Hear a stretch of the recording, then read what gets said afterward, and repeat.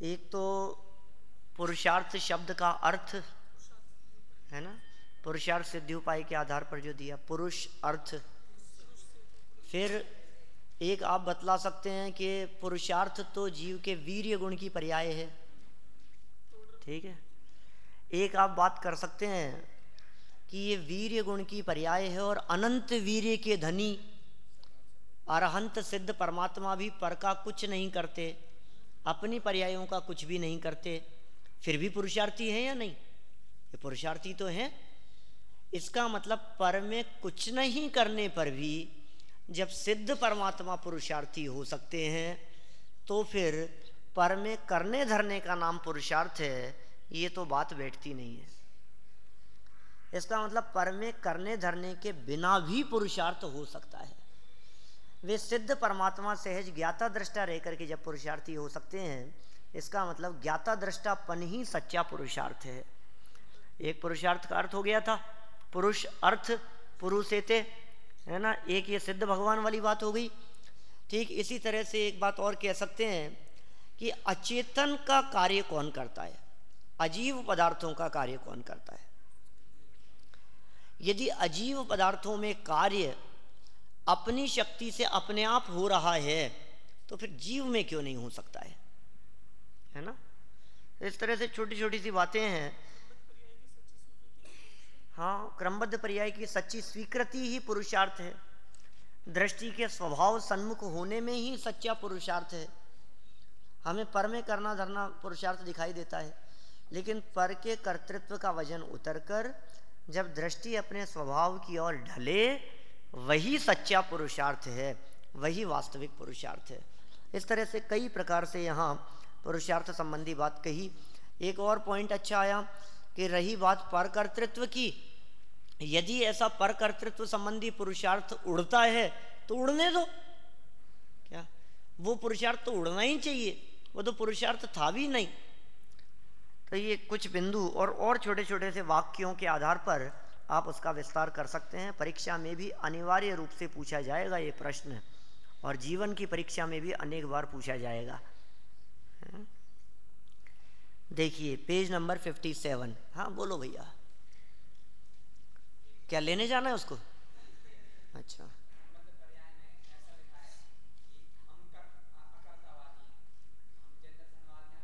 क्रमबद्ध पर्याय में कहाँ लिखा है ऐसा? हाँ, ईश्वर तो अकर्तावादी है। तुम कर्ता मानते हो? हाँ,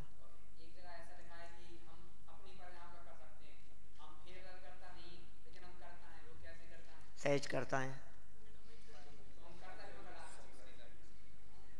जो वस्तु जिस रूप परिणमित होती है वही उसका करता है।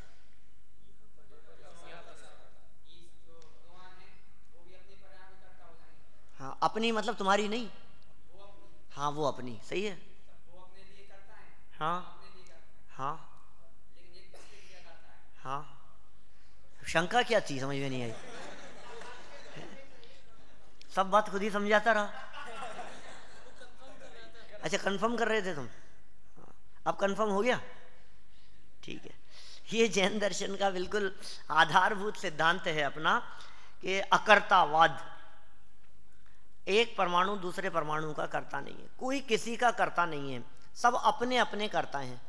मैं ही मेरा करता धरता, सुनिए ये लाइन कभी, लिखिए इधर ऊपर, मैं ही मेरा करता धरता, मुझ में पर का कुछ काम नहीं। तो करता धरता हूं ना मैं अपना, बस सब अपने अपने करता धरता है। कितनी सुंदर व्यवस्थाएं हैं। सब द्रव्य स्वतंत्र जगत में, कोई न किसी का काम करे, स्वचतुष्ट में सव्य विश्राम करे।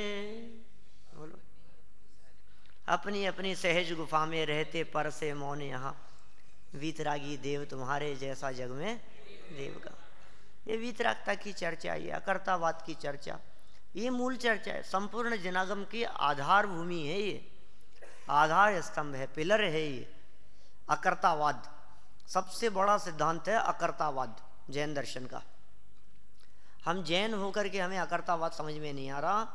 मैं तो कहता हूँ मुसलमानों को लोग समझते हैं, हिंदू समझते हैं कि जैन अकर्तावादी हैं, हम जैन होके नहीं समझ रहे। यूनिवर्सिटी में चले जाओ, एक शर्मा जी हैं, वो पढ़ाते हैं, फिलॉसफी पढ़ाते हैं। कोई मुसलमान होंगे, कहीं किसी फिलॉसफी पढ़ाने वाले, ब्राह्मण होंगे, हिंदू होंगे, ईसाई होंगे, क्रिश्चियन, कोई भी धर्म संप्रदाय वाले हों, जो फिलॉसफी पढ़ाता है यूनिवर्सिटी में, जैन कुल में पैदा नहीं हुआ, उससे पूछो जैनियों की मुख्य विशेषताएं बताओ, जैन दर्शन की मुख्य मान्यताएं बतलाओ, जैन सिद्धांतों को बतलाओ, तो प्रमुखता से टॉप 10 में, टॉप 3 में आएगा ये नाम, समझ लो आप। अकर्ता मानते हैं, जैन दर्शन अकर्तावादी दर्शन है। हमारे गले नहीं उतर रही है ये बात। उनके कर्तावाद की तो ऐसी धज्जियाँ उड़ाई है टोडरमल जी साहब ने मोक्ष मार्ग प्रकाशक 5वें अध्याय में। अभी हमारे चल रहा है सुबह के प्रवचन में 5वां अध्याय प्रारंभ किया है हमने अभी 2-3 दिन पहले, कंटिन्यू चल रहा है, साल भर हो गया मोक्ष मार्ग प्रकाशक चलते हुए। तो वो सब कर्तावाद के निषेध की चर्चा चल रही है। अद्वैतवाद, ब्रह्म सर्वव्यापी अद्वैत ब्रह्म की कल्पना कैसा मानते हैं तुम, ऐसा मानोगे तो ऐसा हो जाएगा, तुम ऐसे कर्ता मानते हो, द्वैत रहा अद्वैत रहा, ये होगा। बहुत बहुत उठापटक किए ऐसे, बिल्कुल उनके हर वाक्य को, हर कथन को बिल्कुल जैसे जड़मूल से उखाड़ दिया उन्होंने। तो इसके आधार पर ही टिका हुआ है संपूर्ण जैन शासन। क्रमबद्ध पर्याय में कहाँ विरोध आता है इससे? अकर्ता है, अकर्ता बताया, यही तो क्रमबद्ध पर्याय है।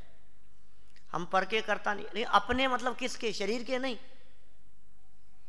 अपने करता है मतलब अपनी वर्तमान पर्याय के करते हैं। वर्तमान पर्याय जो तत्समय की योग्यता से हुई, उस रूप परिणमन, वही उसका कर्तापन है।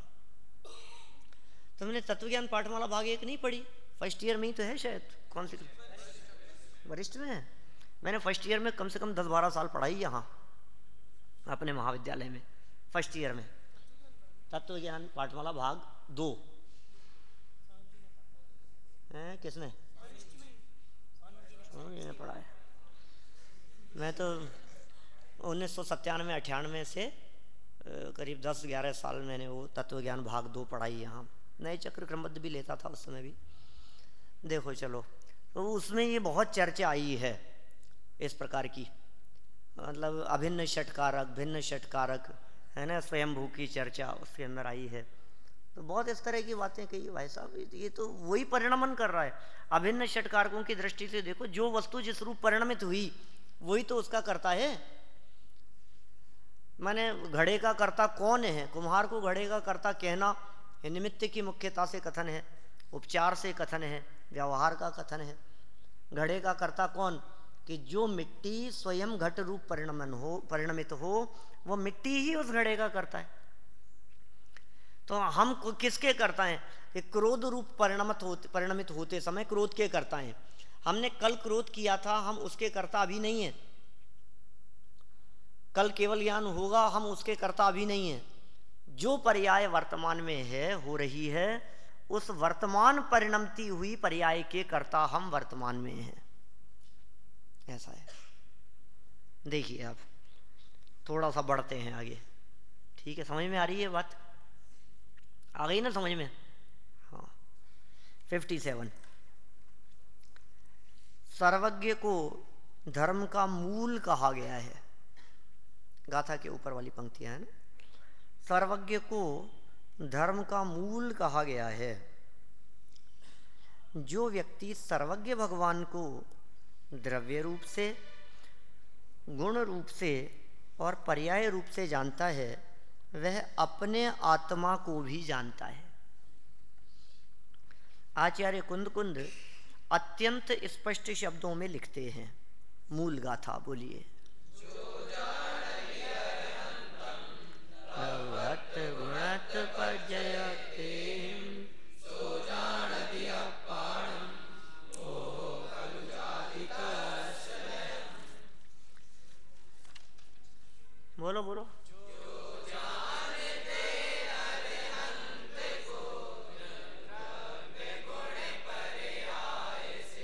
वे जानते निज आत्मा द्रग मोह दोनों अलग अलग पद्यानुवाद हैं। हाँ, जो जानते अरिहंत को द्रव्य गुण पर्याय से जो जानते अरिहंत को, वे जानते निज आत्मा द्रग मोह उनका नाश हो। ऐसा, चलो कोई बात नहीं। जो जीव अरहंत अर्थात सर्वज्ञ भगवान को द्रव्य रूप से, गुण रूप से और पर्याय रूप से जानता है, वह अपने आत्मा को भी जानता है और उसका मोह अवश्य नाश को प्राप्त होता है। किसको जानने की बात कही? अरहंत भगवान को द्रव्य रूप से, गुण रूप से और पर्याय रूप से। प्रवचन सार 80 नंबर की गाथा है, बहुत प्रसिद्ध गाथा है ना। भगवान को कैसे जाने? द्रव्य रूप से जाने, गुण रूप से जाने और पर्याय रूप से जाने। तो कैसे जानोगे आप? वीतरागता सर्वज्ञता के बिना भगवान को द्रव्य गुण पर्याय रूप से कैसे जान सकते हो? पर्याय रूप से देखोगे तो उनकी वीतरागता दिखेगी ही, पर्याय रूप से देखोगे तो वे सर्वज्ञ हैं ही, तभी तो उनको जान पाओगे। और ऐसा अरहंतों को जानने वाला व्यक्ति वो अपनी आत्मा को भी वैसा जानता है, और जो अपनी आत्मा को जानता है उसके दर्शन मोह का अभाव होता है, दर्शन मोह नाश को प्राप्त होता है। इस गाथा में मोह को जीतने का उपाय बताया गया है। इसमें विशेष ध्यान देने योग्य बात यह है कि मूल रूप से तो कहा गया है कि जो आत्मा को जानता है उसका मोह नष्ट होता है, ये तो मूल बात है। पर साथ ही यह भी कहा गया है कि जो अरहंत भगवान को द्रव्य रूप से, गुण रूप से और पर्याय रूप से जानता है वह अपने आत्मा को जानता है। इस प्रकार मिथ्यात्व के नाश के लिए अरहंत भगवान को जानना भी अनिवार्य कर दिया गया है। मात्र अरहंत को नहीं, अपितु उन्हें द्रव्य रूप से, गुण रूप से और पर्याय रूप से जानना अनिवार्य किया गया है। माने यहाँ अरहंत परमात्मा को, अकेले अरहंत परमात्मा को जानने की बात नहीं कर रहे, अरहंत को द्रव्य गुण पर्याय से जानने की बात कही है। और बोलो।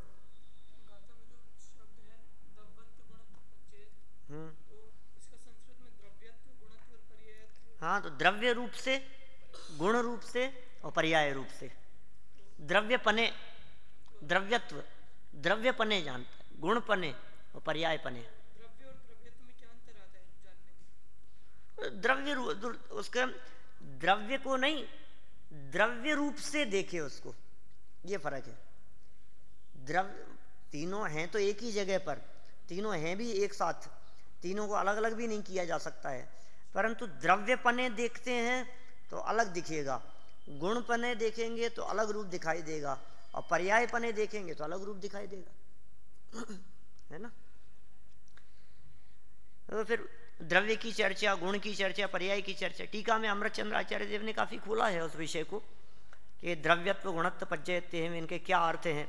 पर्याय किसे कहें? अन्वय सो गुण, अन्वय के व्यतिरेक सो पर्याय, इस तरह की चर्चा की है काफी विस्तार से। देखो आप, ये क्या बात कह दी यहाँ कि मोह के नाश के लिए जो कोई भी जीव अपने मोह का नाश करना चाहता हो, दर्शन मोह का नाश करना चाहता हो, उसका उपाय तो अपनी आत्मा को जानना है। मोह के नाश का उपाय अपनी आत्मा को जानना, ठीक है। और आत्मा को जानने के लिए उसका प्रतिबिंब जो अरहंतों में झलकता है, तो अरहंतों को जानना, ठीक है ना। क्योंकि अरहंत को द्रव्य गुण पर्याय से जानेगा तो अरहंतों को जानने के लिए नहीं, उसे आत्मा जानने में आएगा। आत्मा जानने में आएगा तो मोह का नाश होगा। और अरहंत परमात्मा को द्रव्य गुण पर्याय से जानेगा माने अरहंतों की सर्वज्ञता को जानेगा। कुल मिलाकर के सर्वज्ञता को जानना इतना महत्वपूर्ण कहा है आचार्य कुंद स्वामी ने। अपने आत्मा और अरहंत भगवान के द्रव्य गुण तो एक समान ही शुद्ध हैं। द्रव्य और गुण दोनों समान हैं। जैसा अरहंतों का द्रव्य है वैसा अपना द्रव्य है, जैसा उनके गुण हैं वैसा हमारे गुण हैं। पर वर्तमान पर्याय में अंतर है। अंतर कहाँ दिखाई दे रहा है? वर्तमान पर्याय में अंतर है। अपनी पर्याय अल्प विकसित और अशुद्ध है, उनकी पर्याय पूर्ण विकसित और शुद्ध है। पर्याय में तो अंतर है। इससे स्पष्ट है कि आचार्य देव ने पूर्णता और शुद्धता जानने को कहा है। इस तरह उन्होंने, देखो, यदि सिर्फ द्रव्य गुण जानने की बात होती तो बात ही क्या थी, और पर्याय जानने की बात कही है तो अपनी नहीं जान करके अरंतों की जानने की बात कही। यहाँ तो अंतर है, अपनी अल्प विकसित है, उनकी पूर्ण विकसित है। इसका मतलब अरहंतों की बात करके यहाँ आचार्य कुंद स्वामी पूर्णता को जानने की बात बताना चाह रहे हैं। इस तरह उन्होंने पूर्ण वीतरागता और सर्वज्ञता के ज्ञान को मोह नाश के लिए अनिवार्य माना है। अरहंतों में ऐसा क्या है जो स्पेशल जानो तो आत्मा जानने में आएगा? क्या है अरहंतों में ऐसा स्पेशल? द्रव्य तो स्पेशल है नहीं, गुण भी स्पेशल नहीं है, पर्याय ही तो स्पेशल है अरहंतों की। अपनी अल्प विकसित, उनकी पूर्ण विकसित। हम अल्पज्ञ, वे सर्वज्ञ। हम रागी, वे वीतरागी। अंतर तो पर्याय में ही है। तो उसको जानने को यहाँ मोह नाश के लिए अनिवार्य माना है। यही कारण है कि आत्मानुभूति के साथ साथ सच्चे देवगुरु शास्त्र की सम्यक पहचान भी सम्यक्त्व प्राप्ति के लिए अनिवार्य है। सम्यक्त्व प्राप्ति के लिए क्या अनिवार्य है? तो देवशास्त्र गुरु की सम्यक पहचान आत्मानुभूति के साथ साथ। देखो, इसीलिए सम्यक दर्शन की चर्चा करते समय अकेले आत्मानुभूति को सम्यक दर्शन नहीं कहा। अलग अलग आचार्यों ने अलग अलग बातों को हाईलाइट किया। कहीं सम्यक दर्शन के लिए आत्मानुभूति की बात कही, कहीं सम्यक दर्शन के लिए पर द्रव्यंते भिन्न आप में रुचि, कहीं का रागादि मिटाने का श्रद्धांशो सम्यक दर्शन है, कहीं का स्वपर भेद विज्ञान को सम्यक दर्शन कहते हैं, आपा पर के भाव वासन को सम्यक दर्शन कहते हैं, कहीं का तत्वार्थ श्रद्धान को सम्यक दर्शन कहते हैं। फिर कहीं कह दिया समंत भद्र स्वामी ने कि देवशास्त्र गुरु के श्रद्धान को, उनके स्वरूप के श्रद्धान को सम्यक दर्शन कह दिया। ये जो आचार्यों की अलग अलग परिभाषाएं दिखती है, इन अलग अलग परिभाषाओं को सबको एक जगह पर शामिल करके देखना। टोडरमल जी ने इनमें समन्वय की चर्चा की है 9वें अधिकार में, कि ये जो हैं जितने लक्षण दिखाई देते हैं ये सब अलग अलग नहीं है। इसका मतलब ये हुआ कि सम्यक दर्शन प्राप्त करने के लिए, आत्मानुभूति के लिए जितना आत्मा को जानना अनिवार्य है, उतना ही देवशास्त्र गुरु के स्वरूप को जानना भी अनिवार्य है। किसी व्यक्ति को देव के का निर्णय नहीं हो, शास्त्र का निर्णय नहीं हो, गुरु का निर्णय नहीं हो, तो क्या सम्यक दर्शन का ठिकाना नहीं है। दूर दूर तक सम्यक दर्शन नहीं होगा ऐसे व्यक्ति को। शुभम, समझ में आ रही है बात? माने सम्यक दर्शन के लिए इन सबको जानना जरूरी है। कोई कहे साहब 7 तत्व का श्रद्धान, जरूरी है 7 तत्व का श्रद्धान, उसके बिना सम्यक दर्शन नहीं होगा। आप कहो साहब उसको कैसे हो गया था, हाथी को, शेर को कैसे हो गया था, शिवभूति को कैसे हो गया था, मेंढक को कैसे हो जाता है, सर्प को कैसे हो जाता है। अब ये कैसे हो जाता है, इसके लिए तुम्हारे को मेंढक सर्प बनना पड़ेगा। तो क्या करें? मनुष्यों वाला सम्यक दर्शन तो इन सब बातों को पढ़कर समझ करके ही होता है। समझना ही जरूरी है। भले ही वे उनका नाम नहीं जानते हो, लेकिन तिर्यंच गति के अनपढ़ भी वे जीव भी स्वाद ले लेते हैं। श्रद्धान होता है, भरोसा होता है, उसका भाव भाषण होता है उनको भी। भाव भाषण में फर्क नहीं है। देखिए, जब सर्वज्ञता हमारा लक्ष्य है, प्राप्तव्य है, आदर्श है, उसे प्राप्त करने के लिए ही सारा यत्न है, तो फिर उसके सच्चे स्वरूप के परिज्ञान बिना उसे प्राप्त करने का मार्ग कैसे आरंभ हो सकता है? कितना सुंदर सा प्रश्न है। हम प्रश्न कर रहे हैं उन लोगों से जो लोग सर्वज्ञता के स्वरूप को समझे बिना ही क्रमबद्ध पर्याय का निषेध कर रहे हैं। हम पूछ रहे हैं उनसे, आपका प्राप्तव्य है ना, लक्ष्य है ना आपका, सर्वज्ञ बनना, भगवान बनना। भक्त नहीं भगवान बनेंगे। जैन दर्शन की ये भी तो अद्भुत विशेषता है कि यहाँ हर जीव में भगवान बनने की सामर्थ्य है। हर जीव परमात्मा बन सकता है, हर आत्मा में परमात्मा बैठा हुआ है। द्रव्य स्वभाव से सब परमात्मा है। सव्य शुद्धाऊँ शुद्ध नया, शुद्ध नए से सब शुद्ध हैं, परमात्मा है। पर्याय में परमात्मा बनना है, ये तो आधार हैं जैन दर्शन के। तो यदि आप सर्वज्ञ बनना चाहते हो तो पहले जान तो लो सर्वज्ञ होते कैसे। मैंने नहीं सिद्ध चक्र विधान उस समय शाम के प्रवचन में ऐसी बात, सिद्ध बनना है तो जान तो लो सिद्ध बनने के लिए कि सिद्ध होते कैसे। सिद्ध बनने की इच्छा है और सिद्धों का स्वरूप पता नहीं है, तो पता है वहां सिद्ध बनने के बाद में डंडे पड़ेंगे। बोलो अब कौन कौन तैयार है, बोलो।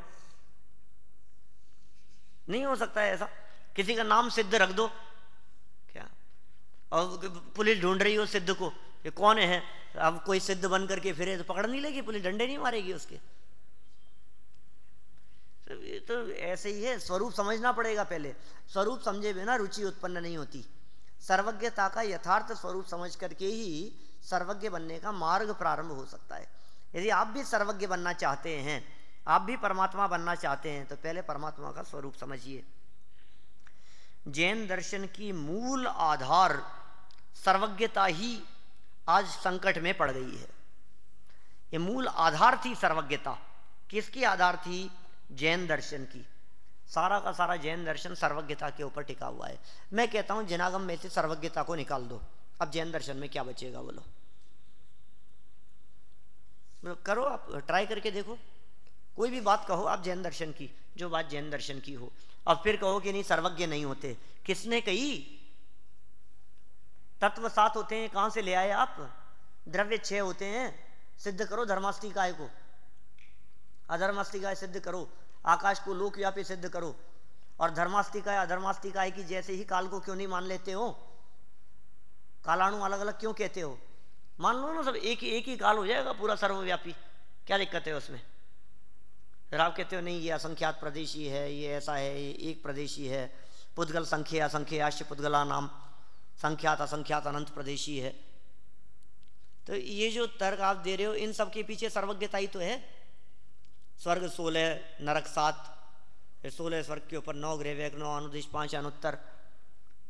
तो ये सब जो कथन किए हैं, ये पंचमेरु है, ये नंदीश्वर है, विद्यमान 20 तीर्थंकर है, महावीर स्वामी आदि हुए थे, णमोकार मंत्र, अनंत परमात्मा, सिद्ध परमात्मा। कुछ तो कहो, सर्वज्ञता के बिना कुछ भी नहीं कह सकते। इन सब बातों का मूल उद्गम यदि कहीं से हुआ है तो वे हैं सर्वज्ञ। सर्वज्ञ परमात्मा के ज्ञान से निकल करके आई है ये सब बातें। इसलिए यहाँ कह दिया जैन दर्शन की मूल आधार सर्वज्ञता ही आज संकट में पड़ गई है। हमारे कुछ धुरंधर धर्म बंधु कॉलेज के क्या कहते हैं वे, कि पक्ष व्यामोह में इतने उलझ गए हैं कि सर्वज्ञता में भी मीन में एक निकालने लगे। बोलो ऐसा होता है?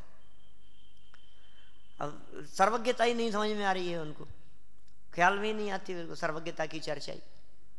सर्वज्ञता के विरोध में, क्रमबद्ध पर्याय के विरोध में लिखना, समझाना, उल्टा उल्टा पढ़ाना, उल्टा उल्टा बोलना, कभी क्रमबद्ध पर्याय की चर्चा सुन ले तो उसका विरोध करने लगना, उसके लिए कुतर्क करना, मानो वे सर्वज्ञता को स्वीकार ही नहीं कर रहे हो। ये क्या हो गया है उनको? उसमें भी मीन मेक निकालने लगे, सर्वज्ञता की चर्चा में भी। आचार्य समंत भद्र को कलिकाल सर्वज्ञ इसलिए ही कहा गया था कि उन्होंने कलिकाल में डंके की चोट पर सर्वज्ञता सिद्ध की थी।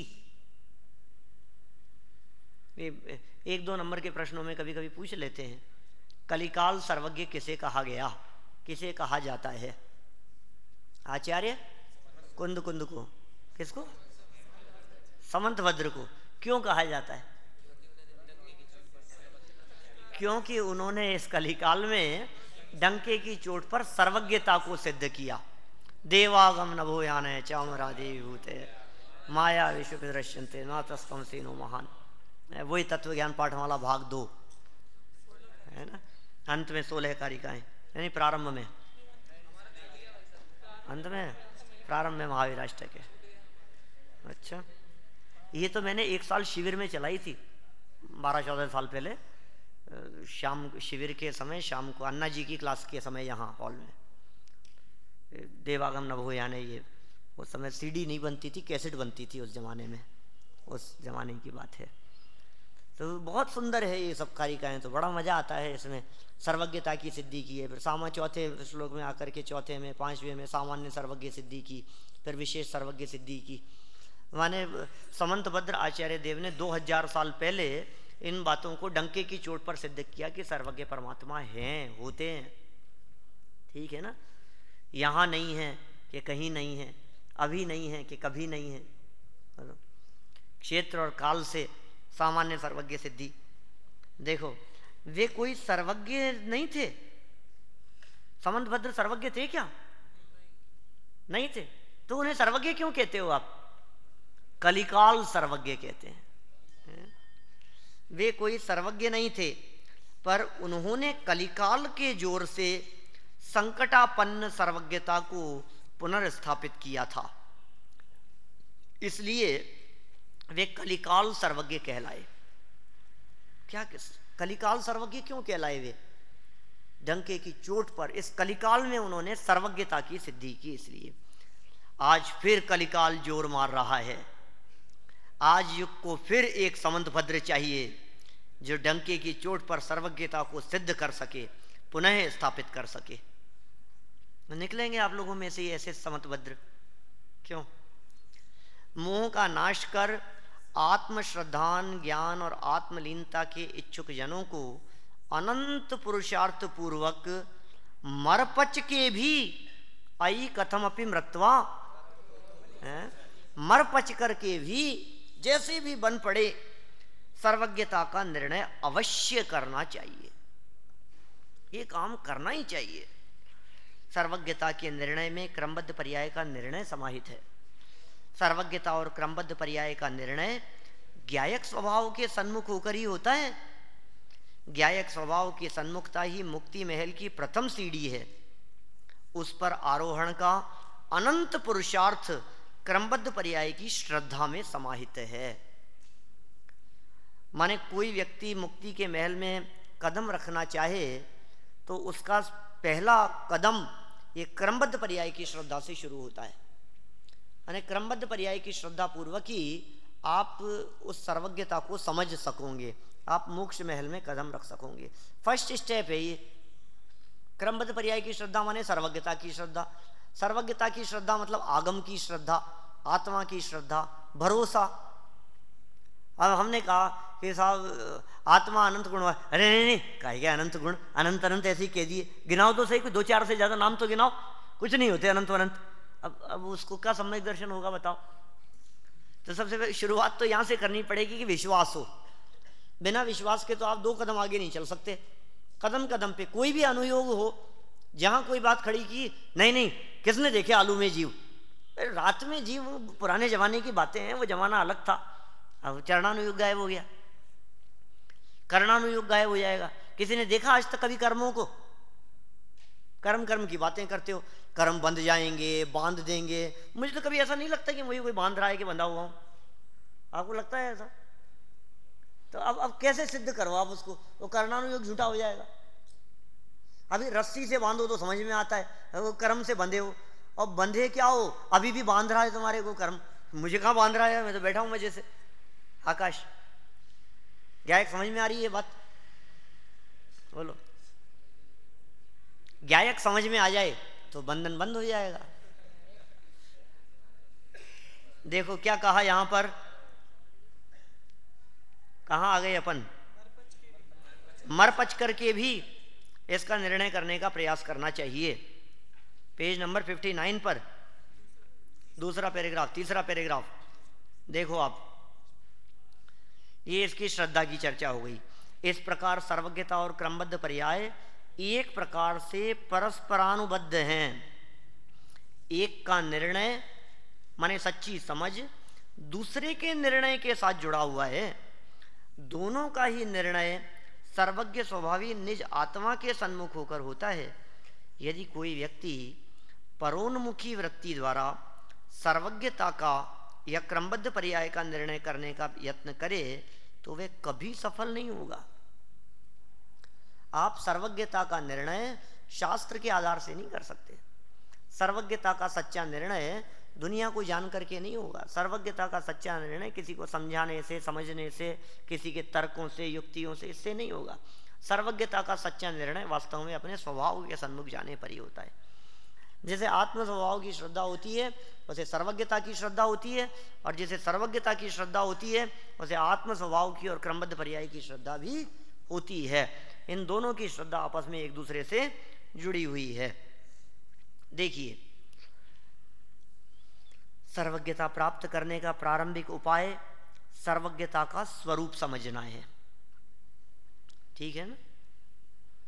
जिस प्रकार जब तीर्थंकर किसी माँ के गर्भ में आते हैं तो उसके पूर्व स्वप्नों में आते हैं, उसी प्रकार जिस आत्मा में सर्वज्ञता प्रकट होती है, प्रकट होने के पूर्व उसे वह समझ में आती है। सर्वज्ञता समझ में आए बिना प्राप्त नहीं की जा सकती। माने सर्वज्ञता यदि आपको प्राप्त करनी है तो पहले सर्वज्ञता को समझना ही पड़ेगा। अभी तो सर्वज्ञता समझ में ही नहीं आ रही है, प्रकट होने की बात ही कहाँ है। सर्वज्ञता की समझ बिना, स्वीकृति बिना धर्म की उत्पत्ति ही संभव नहीं है, तो फिर उसकी स्थिति, वृद्धि और पूर्णता का तो प्रश्न ही कहाँ उठता है।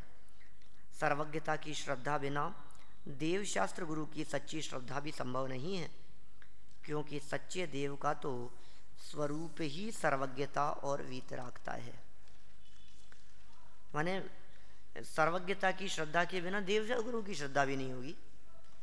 शास्त्र का मूल भी सर्वज्ञ की वाणी है। गुरु भी तो सर्वज्ञ कथित मार्गानुगामी होते हैं। साधुओं को आगम चक्षु कहा है। सर्वज्ञ कथित मार्ग का निरूपण शास्त्रों में है। शास्त्रों में प्रामाणिकता के अभाव में गुरु का स्वरूप भी स्पष्ट कैसे होगा? शास्त्री प्रामाणिक नहीं होंगे तो गुरु का स्वरूप कैसे स्पष्ट होगा? अतः देव शास्त्र गुरु का सच्चा स्वरूप समझने के लिए सर्वज्ञता का स्वरूप समझना अति आवश्यक है। हमने सर्वज्ञता का स्वरूप नहीं समझा और हम कहें कि हमें देव का निर्णय हो गया, कैसे होगा? देव का निर्णय नहीं होगा, क्योंकि देव तो सर्वज्ञ है। कोई कहे हमें सर्वज्ञता का निर्णय नहीं हो लेकिन आगम पे श्रद्धा है, तो कैसे होगी भाई साहब? आगम के कहने वाले तो सर्वज्ञ ही हैं। सर्वज्ञ पर श्रद्धा के बिना आगम पे भी श्रद्धा नहीं हो सकती, परमात्मा पर भी श्रद्धा नहीं हो सकती, भगवान पर भी, गुरु पर भी और देव पर भी, तीनों की श्रद्धा नहीं हो सकती। इसीलिए तो तार्किक चक्र चूड़ामणि आचार्य समंत भद्र ने देव शास्त्र गुरु की सम्यक श्रद्धा को सम्यक दर्शन के स्वरूप में शामिल किया है। वे लिखते हैं, बोलो,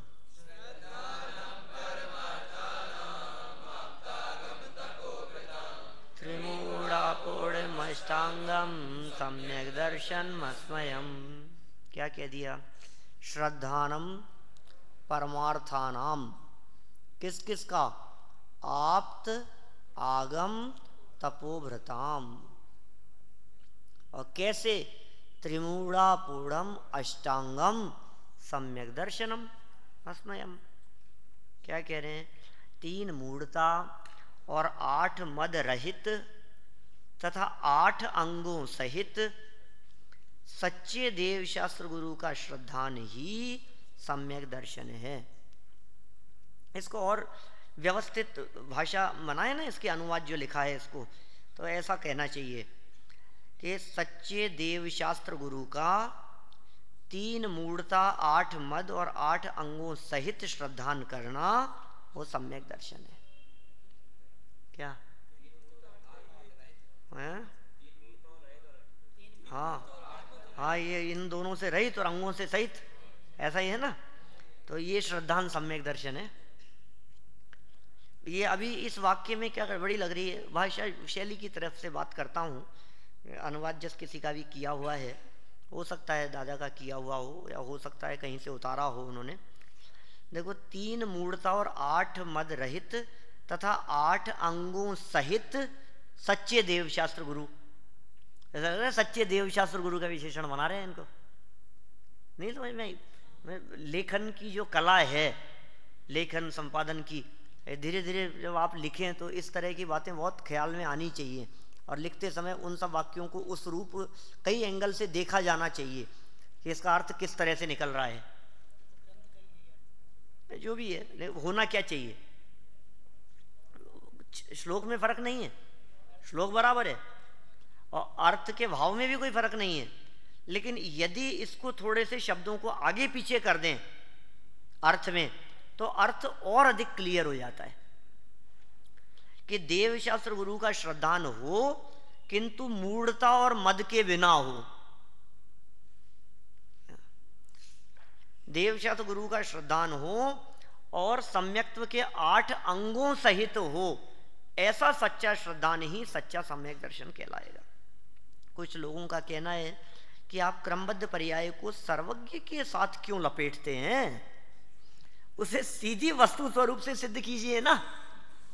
क्या आखिर क्रमबद्ध पर्याय है तो सर्वज्ञता की क्या जरूरत है, डायरेक्ट सिद्ध करो उसे। ऐसे लपेट करके सर्वज्ञता के साथ में लपेट करके बतला रहे हो आप, तो सही स्वरूप समझ में नहीं आ रहा हमारे को। डायरेक्ट समझाओ। देखो भाई, लपेटते नहीं, वे लिपटी हुई है क्योंकि सर्वज्ञता की श्रद्धा बिना क्रमबद्ध पर्याय की श्रद्धा, एवं क्रमबद्ध पर्याय की श्रद्धा बिना सर्वज्ञता की श्रद्धा संभव नहीं है। यद्यपि सर्वज्ञता का सहारा लिए बिना भी क्रमबद्ध पर्याय की सिद्धि की जा सकती है, की थी ना पहले अपन ने। एक एक प्रदेश पर कालाणु खचित है, एक एक समय पर एक एक पर्याय खचित है, ये वस्तु स्वरूप ही तो था। प्रवचन सार 99वीं गाथा को जो उद्धरण स्वरूप प्रस्तुत किया था, ये द्रव्यानुयोग और वस्तु स्वरूप के आधार पर ही तो सिद्ध की थी हमने क्रमबद्ध पर्याय। वस्तु स्वरूप के आधार पर हम विस्तार से क्रमबद्ध पर्याय सिद्ध कर भी आए हैं, तथापि सर्वज्ञता से उसे अलग करने का आग्रह भी क्यों है। सर्वज्ञता के आधार पर क्रमबद्ध पर्याय सिद्ध करने का एक कारण तो यह है कि सर्वज्ञता जैन दर्शन में सर्वमान्य है। एक बात तो ये, उसमें किसी को भी विवाद नहीं है। जैनियों में सर्वज्ञता से कौन इनकार करे, हमारे भगवान सर्वज्ञ हैं। अतः क्रमबद्ध पर्याय को सिद्ध करने का वह ठोस आधार है, तथा जिन लोगों को सर्वज्ञता की बाहर से ही सही थोड़ी बहुत श्रद्धा है, उन्हें सर्वज्ञता के आधार पर क्रमबद्ध समझने में बहुत सुविधा रहती है। दूसरी बात यह है कि क्रमबद्ध पर्याय का विषय अति सूक्ष्म है, उसे सर्वज्ञता के आधार बिना साधारण बुद्धि वालों के गले उतारना असंभव नहीं तो कठिन अवश्य है। मैं आपसे ही कहता हूं कि सर्वज्ञता एवं सर्वज्ञ कथित आगम के आधार बिना आप 1 लाख योजन का ऊंचा सुमेरु पर्वत ही समझा दीजिए।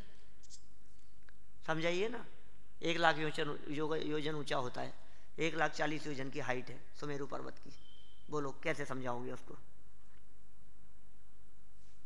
163 करोड़ 84 लाख योजन विस्तार नंदीश्वर द्वीप का, बोलो कैसे समझाओगे। सर्वज्ञ के ज्ञान में आया, हम क्या कहें।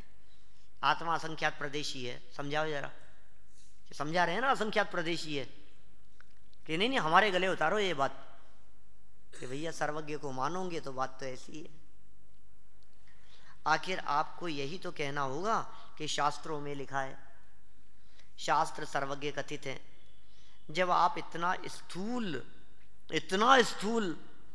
1 लाख योजन का सुमेरु पर्वत भी सर्वज्ञता और सर्वज्ञ कथित आगम के बिना सिद्ध नहीं कर सकते, तो फिर क्रमबद्ध पर्याय जैसी सूक्ष्म विषय के समझने में हमसे सर्वज्ञ और सर्वज्ञ कथित आगम का सहारा छोड़ने को क्यों कहते हो। क्या आपका विश्वास सर्वज्ञता और सर्वज्ञ कथित आगम में नहीं है? यदि है तो फिर ऐसी बातें क्यों, सर्वज्ञता का आधार छुड़ाने की हट क्यों? लगता है तो यह है कि आपको स्वयं सर्वज्ञता पर पूरा भरोसा नहीं, या सर्वज्ञता का स्वरूप आपकी दृष्टि में पूरी तरह स्पष्ट नहीं, और सर्वज्ञ की सत्ता से इनकार करने की हिम्मत भी नहीं है। अतः किसी न किसी बहाने इस समर्थ हेतु से अपनी जान छुड़ाना चाहते हैं। यदि सर्वज्ञता का स्वरूप आपकी दृष्टि में स्पष्ट होता और उस पर आपको विश्वास भी होता तो क्रमबद्ध पर्याय भी सहज स्वीकृत हो जाती। फिर यह कहने की आवश्यकता ही नहीं रहती कि आप क्रमबद्ध पर्याय की सिद्धि के लिए सर्वज्ञता का सहारा क्यों लेते हो। भाई कुल मिलाकर के बात तो ये है कि क्रमबद्ध पर्याय को सर्वज्ञता के बिना नहीं समझाया जा सकता और सर्वज्ञता को समझने के लिए भी क्रमबद्ध पर्याय बहुत बड़ा एक हेतु है, सहयोगी है। इसलिए दोनों एक दूसरे के पूरक जानकर हम दोनों को ही समझने का प्रयास करें, तभी बात समझ में आएगी। इसी तरह के प्रकरणों को और अधिक रोचक ढंग से स्पष्ट करते हुए कल अपन इस अनुशीलन वाले प्रकरण को पूर्ण कर देंगे, है ना। कल अपन ये अनुशीलन वाला प्रकरण पूर्ण कर देंगे। फिर प्रश्नोत्तरों की चर्चा भी बहुत मार्मिक है और ये भी चर्चा कोई कम मार्मिक नहीं है जो कल चलने वाली है। अपन कल इस बात को पूरा करेंगे। अभी की बात को विराम देते हैं। महावीर भगवान की